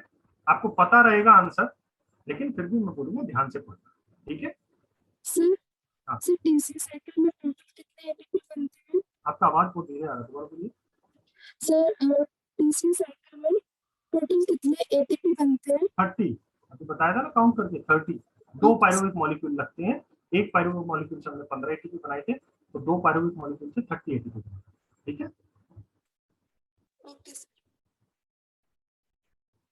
सारा ग्लाइकोलाइसिस में 8-10 वाला ऑप्शन आ जाए तो लगा लोगे क्या? वहां क्या करना, उस एटीपी को भी तोड़ देना वहीं पे। 2 एटीपी बनी थी और 2 NADH2 बनी थी, तो 2 NADH2 को वहीं पे मल्टीप्लाई करके 6 कर देना, और 6 में 2 जोड़ देना तो 8 हो जाएगा, ठीक है। उसको नहीं बता रहा हूँ, है ना। वो नहीं पूछते, वो 2 वाला ही पूछते हैं ऑप्शन। अरे आपको ऑप्शन में दिख जाएगा 2, 4, 6 ऐसे पूछेगा, और जब उसको 8-10 वाला पूछना होगा तो ऑप्शन भी ऐसे देगा 8, 9, 10, 11। मस्त समझ जाना, बस ये देख लेना नेट पूछ रहा है क्रॉस पूछ रहा है, बहुत गलती मत करना। सर यदि 8 वाला पूछ सर यदि 8 वाला पूछे तो उसका मतलब उसका क्वेश्चन कैसे किस तरह रहेगा? वो भी वही रहेगा, टोटल एटीपी पूछ लेगा। वहां NADH2 स्पेसिफिक नहीं रखेगा ना, तो टोटल एटीपी पूछ लेगा या टोटल गेन पूछेगा। एटीपी भी नहीं लिखेगा, क्योंकि एटीपी लिखेगा तो फिर 2 हो गया ना गेन, तो वो क्या लिखेगा, टोटल एनर्जी, ऐसा पूछेगा, है ना। तो ये RQ क्या होता है, रेस्पिरेटरी क्वेश्चन। सिंपल सी बात है, किसी सबस्ट्रेट को तोड़ने के लिए कितनी ऑक्सीजन लग रही है और कितनी CO2 मिल रही है, यही होता है। It is the ratio between how much oxygen is required to break the product and in return how much CO2 we are getting. CO2 divided by O2, बस समझ आ गया? Yes sir. ऊपर रिएक्शन में जरा मुझे बताओ कार्बोहाइड्रेट का RQ value कितना आएगा, फिर ये रिएक्शन देख के बता दो जरा, या बता दो। कार्बन के कितने मॉलिक्यूल है यहाँ? 6 मॉलिक्यूल है ना, 6 ऑक्सीजन लग रही है और 6 CO2 मिल रही है ना। हाँ। तो कितना हो गया RQ वैल्यू? 6 divided by 6, 1। हाँ, अब कार्बोहाइड्रेट का 1 हो गया, तो प्रोटीन का कितना होता है? प्रोटीन में क्या होता है, ऑक्सीजन कम होती है, तो वहां RQ वैल्यू 1 से कम आता है, 0.8, 0.9, 0.7 तक आता है, ठीक है। जो एसिड्स होते हैं ना, ऑर्गेनिक एसिड जैसे सिट्रिक एसिड है ना, टार्टरिक एसिड, मैलिक एसिड, इन सब में ऑक्सीजन भरपूर होती है, तो कम ऑक्सीजन लेनी पड़ती है बाहर से, एनवायरमेंट से, तो इनका RQ वैल्यू हमेशा 1 से ऊपर आता है, 1.3, 1.4, 1.5 तक भी जाता है, कई बार तो 2 के पास भी चला जाता है, ठीक है। फैट वगैरह में क्या होता है, फैट तो वैसे भी पूरा का पूरा हाइड्रोकार्बन से, ऑक्सीजन का तो नामो निशान नहीं होता फैट के अंदर, तो ऑक्सीजन थोड़ी ज्यादा लगती है ना, तो वहां पे भी वैल्यू 1 से कम आती है, ठीक है। जर्मिनेटिंग सीड में पूछ ले आपको तो भी वहां वैल्यू 1 से कम आती है। अब देखो जर्मिनेटिंग सीड का आपको तो नॉर्मल मैं बोल रहा हूँ पक्का 1 से कम वाला ही ऑप्शन मिलेगा, क्योंकि वो स्पेसिफाई नहीं करेंगे, डिपेंड ऑन वो सीड कौन सी स्पीशीज का है। मान लो वो लेग्यूमिनेसी फैमिली का है, तो उसके अंदर स्टोर फूड ज्यादा क्या होगा, वो प्रोटीन होगा ना, स्टोर फूड, तो वो प्रोटीन जब जर्मिनेटिंग सीड ब्रेक डाउन करेगा तो RQ वैल्यू 1 से कम हो जाएगा, इसलिए, ठीक है। समझ गए भाई? बता दो जरा मेरे को सब, कार्बोहाइड्रेट के लिए RQ वैल्यू कितना? 1। ऑर्गेनिक एसिड्स के लिए ग्रेटर देन 1। 1 से ज्यादा, हाँ। और प्रोटीन के लिए 0.7 कितना भी पकड़ लो, 1 से कम रख लो, वो डिपेंड करता है कौन सी प्लांट स्पीसीज का सीड है ना। और फैट के लिए 0.7 1 से कम, ठीक है। और आरक्यू इंडेफिनिट कब हो जाता है, अनंत कब आ सकता है? Anaerobic condition anaerobic respiration. बस CO2 ही निकल रही है, एनारोबिक रेस्पिरेशन में ऑक्सीजन तो लग ही नहीं रही है, तो बस वहाँ क्या होता है, एनारोबिक रेस्पिरेशन की कंडीशन में क्या होता है, इन्फिनिटी होता है। अब बताओ मुझे रेस्पिरेशन में किसी को कोई इशू है? No sir. पूछ लो, मन में जो भी शंका है। सर सर वो आरक्यू क्या है? Respiratory question, RQ. Sir hello. हाँ जी, बोलिए बोलिए। सर मुझे वो non cyclic and cyclic photophosphorylation थोड़ा बता दीजिए। मैं यार कल पढ़ाऊंगा, अब 1 घंटा बोल के गलत बात कर दे। मैं आप अजय सर की तरह क्लास नहीं लेता था, मैं बहुत मुश्किलों से क्लास लेता हूँ, तो मैं ओके आपको ओके कल एक क्लास ले लूंगा, मैं आपको वो बता दूंगा। और आप एक काम करना, ये पढ़ लेना अच्छे से। पढ़ोगे तो देखो, मैं बोलता हूँ, पढ़ोगे तो प्रॉब्लम आएगा, नहीं आएगा कोई चीज तभी प्रॉब्लम आएगा, नहीं पढ़ोगे तो आज तक किसी को कोई प्रॉब्लम हुई नहीं, है ना भाई। तो पढ़ना, तो मैं बोल रहा हूँ पक्का इशू आएंगे। आपके सर, ये- क्वेश्चंस कर लेना, आप कुछ आपकी जो भी आपके पास प्रैक्टिस पेपर है या जो जहाँ से भी आप पढ़ रहे हो ना, वहाँ पे आप देख लेना फिजियोलॉजी के क्या क्या क्वेश्चन है, किस टाइप के क्वेश्चन है, रेस्पिरेशन से रिलेटेड या फोटोसिंथेसिस से रिलेटेड, वो भी मुझे पूछ लेना, मैं भी क्लियर कर दूंगा। सर ये PDF अवेलेबल हो जाएगी क्या? ये ऑलरेडी है जैसे के पास। ओके सर, मैंने देखा नहीं, सॉरी। अरे ये आपको क्या लग रहा है, ये नोट्स मैंने कहा बहुत मेहनत से बनाए हैं, इंटरनेट से डाउनलोड किया हूँ, मेरे पास इतना टाइम ही नहीं कि मैं बैठ के आपके लिए नोट्स लिखूं, तो कहीं भी मिल जाएगा। हाँ, आप इंटरनेट से पढ़ने की गुस्ताखी मत करना, इंटरनेट पे कचरा भरा होता है, हर तरह की इंफॉर्मेशन होती है, उसको पढ़ के कंफ्यूज मत करना। आपके नोट्स जो दें आपको कोचिंग से, आप वही पढ़ो, ठीक है। उसके अलावा आपको कोई प्रॉब्लम होती है तो मुझे पूछो, है ना। Okay sir. वो बहुत सारे बच्चे थे पहले, पता नहीं, मैं इंटरनेट से पढ़ के आते थे, मेरे को फिर क्लेम करते थे सर आप गलत गलत पढ़ा दिए। मैंने कहा यार सॉरी यार, मैं गलत पढ़ा दिया तेरे को, कोई बात नहीं, तो ठीक वाला पढ़ ले। हाँ, कोई और क्वेश्चन अभी भी है तो पूछ लो। सर मैट्रिक पोटेंशियल क्या होता है सर? अरे यार, ये तो फिर water potential, matric potential water relation में पढ़ाएंगे ना आपको।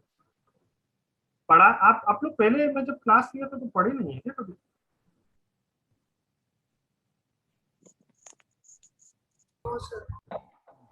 देखो मैट्रिक पोटेंशियल क्या होता है, सिंपल सी चीज है, जैसे सॉइल के अंदर वाटर प्रेजेंट है ना, तो जो उस पर ग्रेविटेशनल फोर्स लगता है ना नीचे, हालांकि वो बहुत कम होता है, लगभग नगण्य ही होता है, 0 के ऑलमोस्ट होता है। तो अरे यार, इतनी सी वाटर की ड्रॉपलेट है सॉइल के अंदर, उसके ऊपर क्या ग्रेविटेशनल फोर्स लग रहा होगा?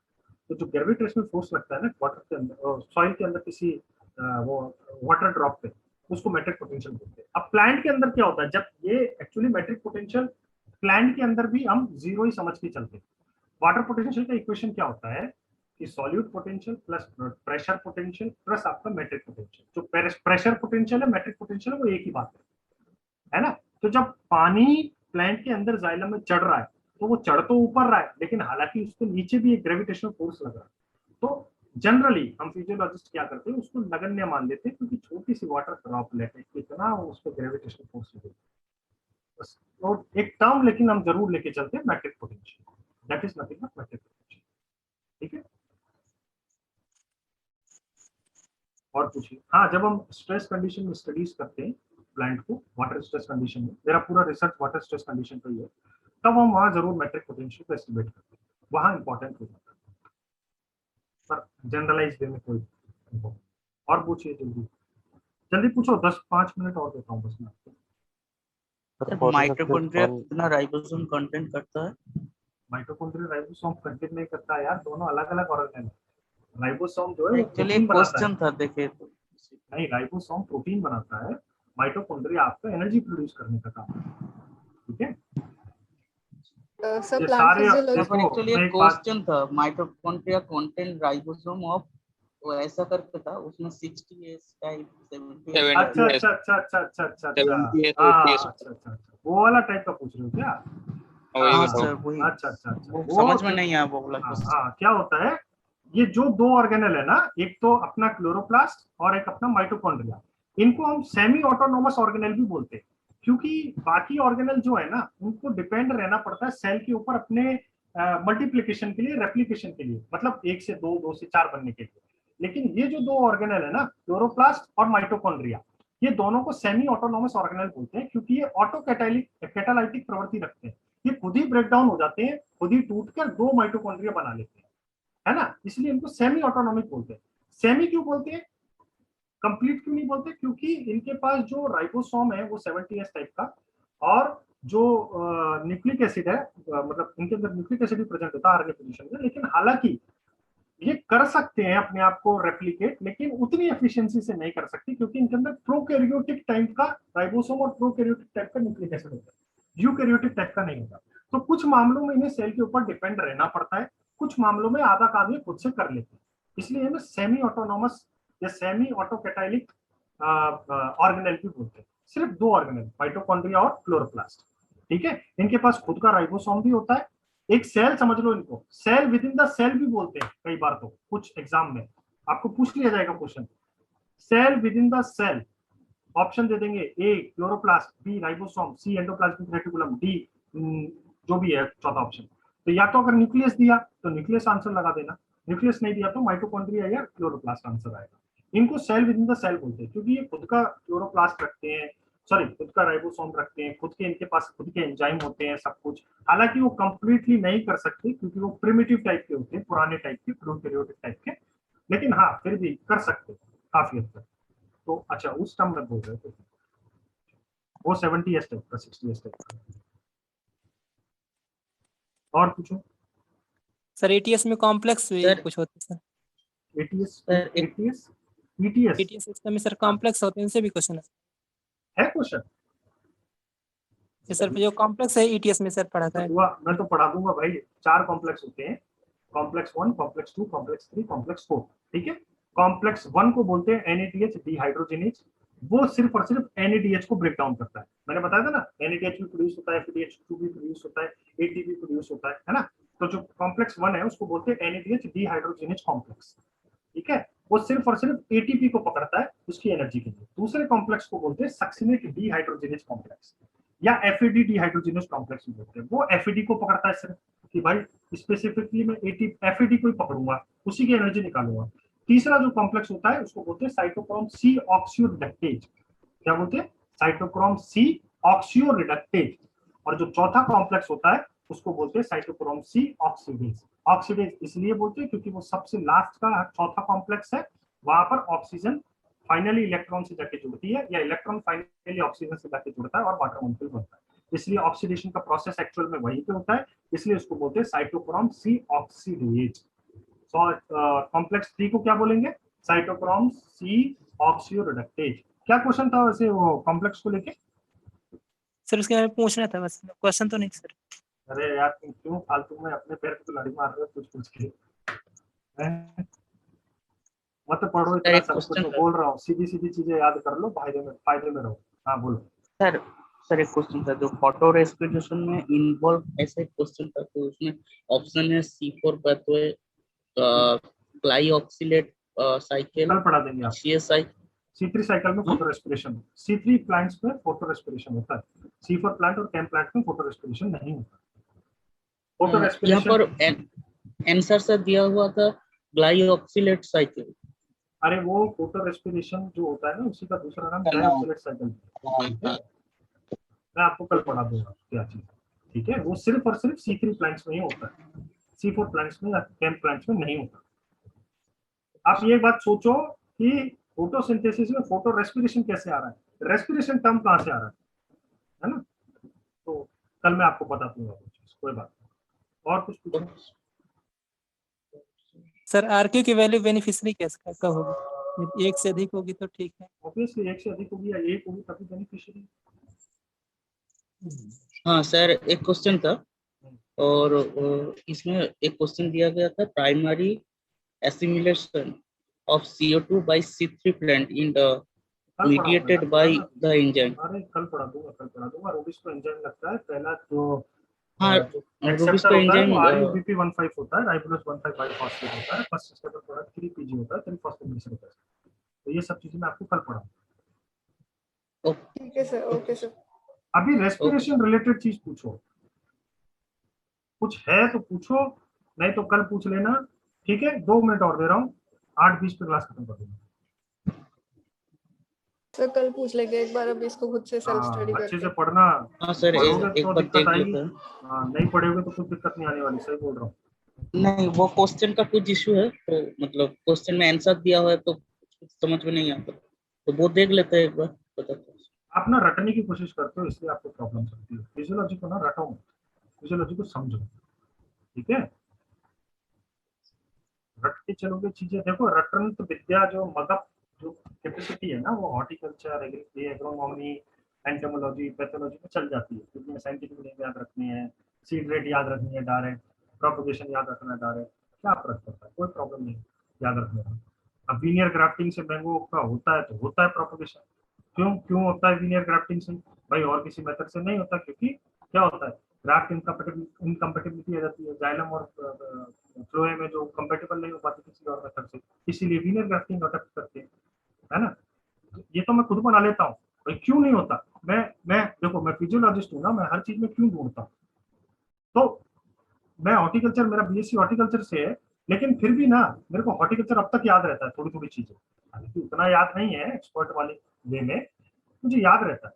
उसका रीजन एक ही है, मैं चीजें समझ के याद रखता हूँ, और वो चीज फिजियोलॉजिस्ट को, ब्रीडर को, बायोटेक्नोलॉजिस्ट को, बायोकेमिस्ट को बहुत हेल्प करती है, ऐसा है। ठीक है, चलिए, और कोई दिक्कत? सर जो साइट्रिक एसिड में जो अल्टीमेट प्रोडक्ट बनता है CO2 और H2O, तो उसमें कुछ एनर्जी मतलब वो प्रोड्यूस होता है कि बस यही दोनों प्रोडक्ट बनकर रिलीज हो जाता है? एनर्जी तो बताया ना भाई, 30 ATP बनाया ना, तो उसमें प्लस एनर्जी पे वो करता है हाँ रिलीज ना? हाँ, 30 ATP बनाया था ना। ठीक है सर। चल ठीक है,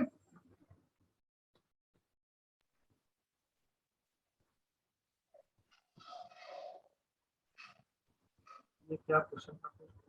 तो हाँ, ये कल पढ़ाएंगे भाई, फोटोसिंथेसिस 1-2 कल पढ़ाएंगे आप।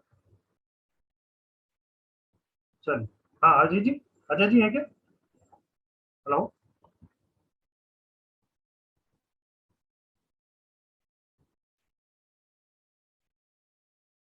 हेलो,